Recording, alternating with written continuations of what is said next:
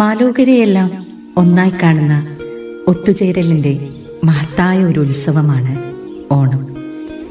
ആദിയും വ്യാധിയും തിമർത്തു പെയ്തൊഴിഞ്ഞെത്തിയ പൊന്നിൻ ചിങ്ങമാസത്തിൽ പ്രതീക്ഷയുടെ നറുനിലാവായി പൊന്നോണം വിരുന്നെത്തുന്നു.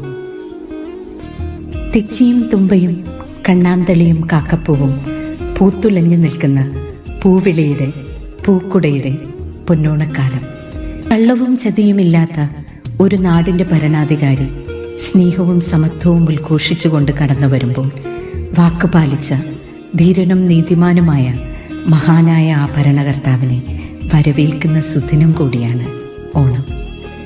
ഏവരെയും ഒന്നായി കണ്ട ഒരു ഭരണകർത്താവ് നമുക്കുണ്ടായിരുന്നു എന്ന ഓർമ്മപ്പെടുത്തൽ. ഒത്തുചേരലിൻ്റെ നല്ല നാളേക്കായി നമുക്ക് കാത്തിരിക്കാം. ഏവർക്കും ഹൃദയം നിറഞ്ഞ ഓണാശംസകൾ.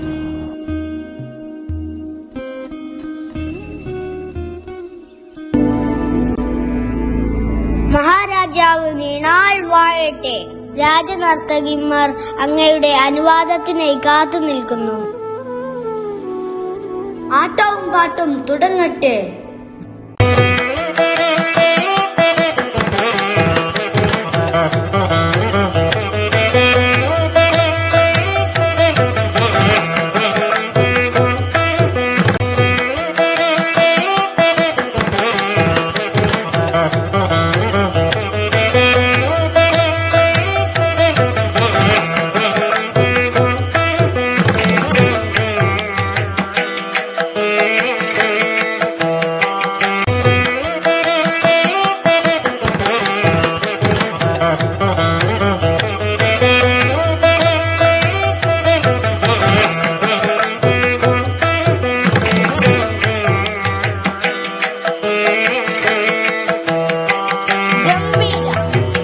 മന്ത്രി, നർത്തകിമാർക്കുള്ള സമ്മാനങ്ങൾ കൊണ്ടുവരൂ.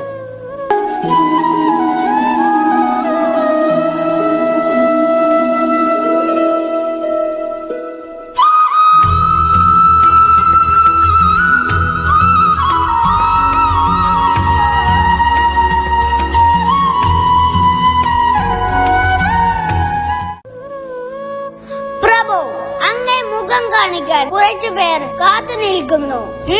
അവരോട് വരാൻ പറയൂ.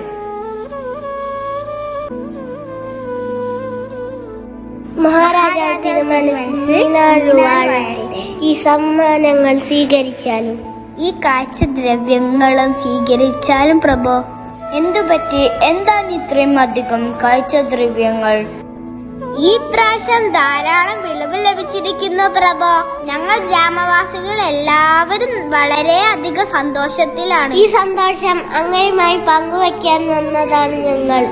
കാഴ്ചദ്രവ്യങ്ങളെല്ലാം നാം സന്തോഷത്തോടെ സ്വീകരിച്ചിരിക്കുന്നു. മന്ത്രി, എന്താണ് നമ്മുടെ രാജ്യത്തിന്റെ അവസ്ഥ? പ്രജകളെല്ലാം വളരെയധികം സന്തോഷത്തിലാണ് പ്രഭു. എവിടെയും സുഖവും സമാധാനവും മാത്രം. അതെയോ? നമ്മുടെ പ്രജകൾക്ക് നല്ലൊരു ഭരണം കാഴ്ചവെക്കാൻ സാധിച്ചതിൽ നാം അഭിമാനം കൊള്ളുന്നു. എല്ലാം അങ്ങയുടെ അനുഗ്രഹം. മഹാബലി തമ്പുരാൻ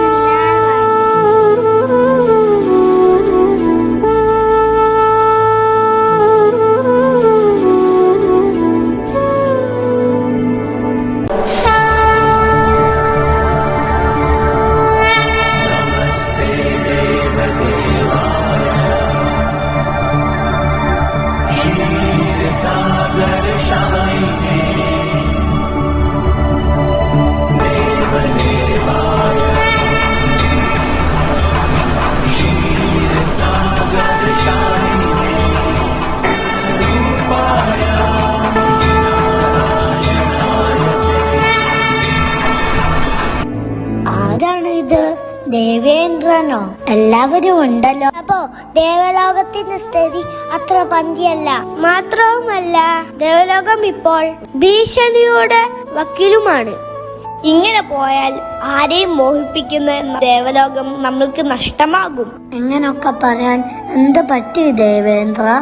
അങ്ങ് ഭൂമിയിൽ കേരളം എന്നു പേരുള്ള ഒരു ദേശത്ത് മഹാബലി എന്നു പേരുള്ള ഒരു അസുര രാജാവ് തന്റെ നല്ല ഭരണം കൊണ്ട് അവിടം സ്വർഗതുല്യമാക്കിയിരിക്കുന്നു.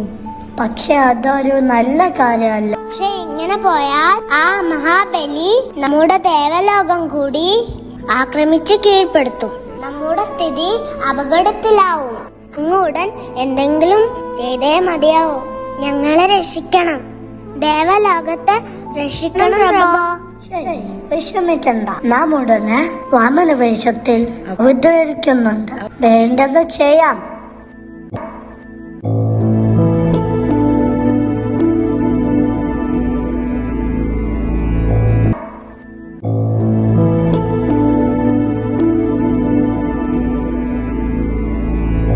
പ്രഭോ, ഒരു സാധു ബ്രാഹ്മണൻ അങ്ങേ മുഖം കാണിക്കാൻ വന്നിരിക്കുന്നു. അദ്ദേഹത്തോട് വരാൻ പറയൂ. നമസ്കാരം മഹാരാജൻ. എന്താണ് ബ്രാഹ്മണ കുമാര അങ്ങയുടെ വരവിന്റെ ഉദ്ദേശം? പ്രഭോ, അങ്ങ് ധർമ്മിഷ്ഠനും മഹാദാനശീലനുമാണെന്ന് കേട്ടിട്ടുണ്ട്. ഈ സാധു ബ്രാഹ്മണന് ഒരു ചെറിയ ആഗ്രഹമുണ്ട്. ബ്രാഹ്മണനായ താങ്കൾ എന്താവശ്യപ്പെട്ടാലും നാം അത് സാധിച്ചു തരും. എന്തു വേണമെങ്കിലും താങ്കൾക്ക് എന്നോട് ചോദിക്കാം. താങ്കളുടെ വലിയ മനസ്സിന് നന്ദി. എനിക്ക് മറ്റൊന്നും ആവശ്യമില്ല. വെറും 3 അടി മണ്ണ് മാത്രം മതി. ഞാൻ അത് അളന്നെടുത്ത് കൊള്ളാം. വെറും 3 അടി മണ്ണോ?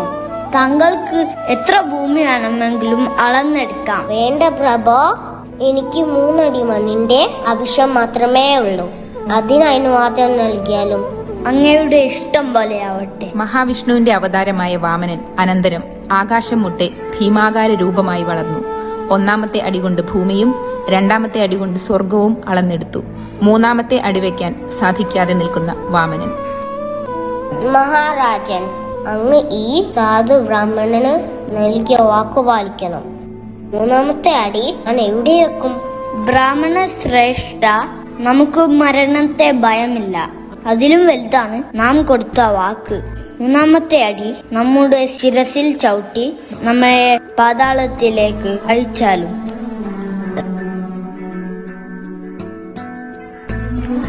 മഹാബലി, നാം മഹാവിഷ്ണുവാണ്. താങ്കളുടെ ധർമ്മിഷ്ഠതയിൽ നാം സംപ്രീതനായിരിക്കുന്നു. പാതാളത്തിലേക്കുള്ള യാത്രക്ക് മുമ്പ് എന്ത് വരമാണ് താങ്കൾക്ക് വേണ്ടത്? പ്രഭോ, ഞാൻ എന്റെ ജീവിതം മുഴുവൻ എന്റെ പ്രജകളുടെ ക്ഷേമത്തിനും ഐശ്വര്യത്തിനും വേണ്ടിയാണ് ചിലവഴിച്ചത്. വർഷത്തിലൊരിക്കൽ അവരെ സന്ദർശിക്കാനും സുഖവിവരം അന്വേഷിക്കാനും അനുവാദം തരണം. തീർച്ചയായും. ചിങ്ങമാസത്തിലെ തിരുവോണ നാളിൽ അങ്ങേക്ക് പ്രജകളെ സന്ദർശിക്കാൻ അനുവാദം നൽകിയിരിക്കുന്നു.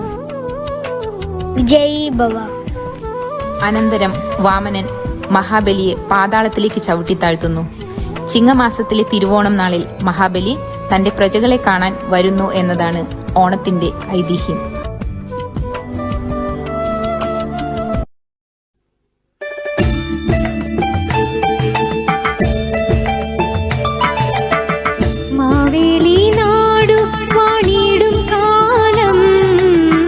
മനുഷ്യരെല്ലാരും ഒന്നുപോലെ ആമോദത്തോടെ വസിക്കും.